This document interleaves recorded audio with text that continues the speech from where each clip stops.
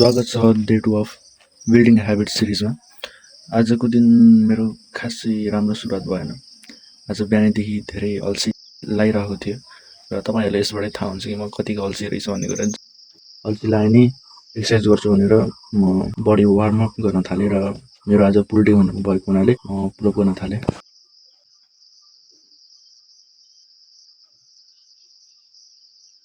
यसरी नै म आज मेरो एक्सर्साइज सकाउँछु र यो रहेको छ मेरो शरीरको आफ्टर वर्कआउट कन्डिसन।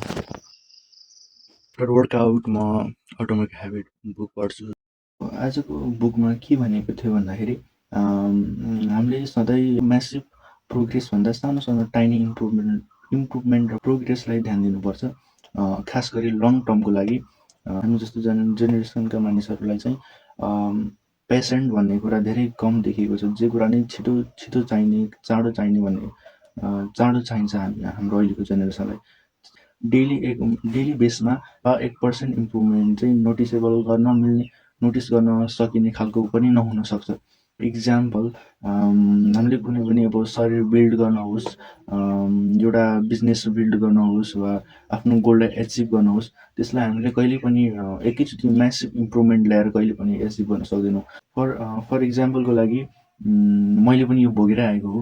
जस्तै यो मलाई बडी बनाउन मन छ भने के भन्दाखेरि एकदम मोटिभेसन आउने अनि त्यसपछि एक दिनमा पुरा पुसअप हान्ने जम्मै गर्ने, एक दिनमा पुरा शरीर थैलाउने गराउने, भोलिपटक चाहिँ पुरा शरीर नसक्ने, अनि त्यसपछि अर्को भोलिपटक फेरि झन् झ्याउ लाग्ने, मोटिभेसनै नआउने, पुरा डिसिप्लिन हराउने, त्यस्तो हुनुभन्दा डेली बेसमा सानो सानो यो 1% भए नै इम्प्रुभमेन्ट गर्दै लाने।